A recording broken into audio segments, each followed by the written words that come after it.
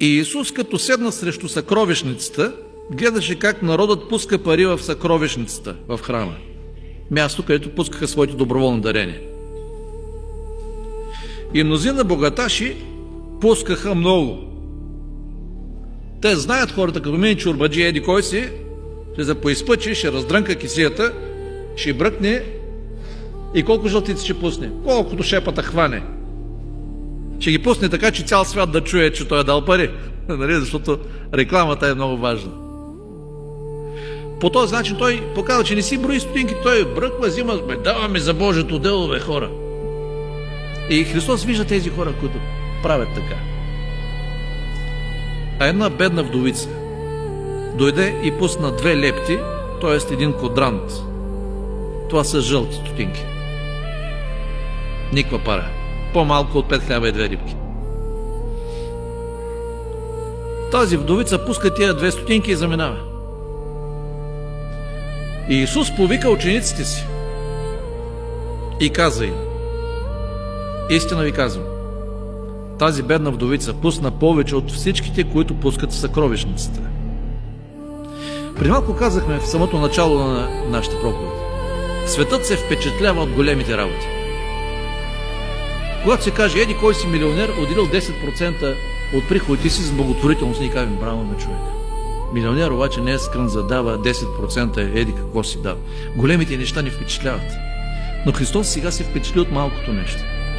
От тия 2 стотинки, 2 лепти. Той повика учениците и каза, тази жена пусна повече от всички. И знаете ли защо? Той обяснява защо.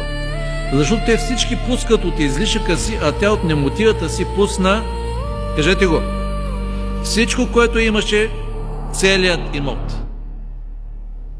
Тя има 2 стотинки пуска ги. За нея това е много пари. Това са всичките и пари. Нали знаете, приятели, 20 лева или 20 паунда в Англия, 20 лева за някого не е никакви пари. Кой е 20 лева? За някого е много пари. Зависи къде си поставен в живота.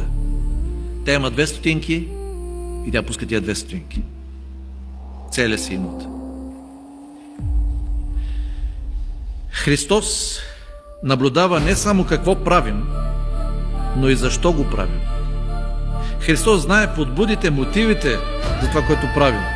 И всъщност нашите мотиви, нашите подбуди са тези, които определят истинската стойност на една постъпка. Не числото, не сумата, мотивите, поради които правим това. Оценката на Христос е много висока за тази жена. Той каза, тя даде повече от всички, защото Бог пари не му трябват. Бог си има всичко. Псалом 24 казва, Господна е земята и всичко, което има по нея. И между другото всичко, което има по нея, това означава, че и ние сме на Господа, и моите пари, и банките в тази страна, всичко е на Господа. И Той иска да види само с какви мотиви ние отделяме това, което имаме, не това, което нямаме. Той очаква това, което имаме.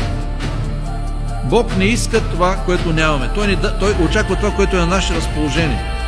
Жертвата ни се оценява не по това, което даваме.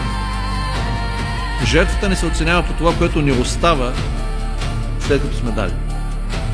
Колко остана на тази жена? Христос каза, тя даде всичко.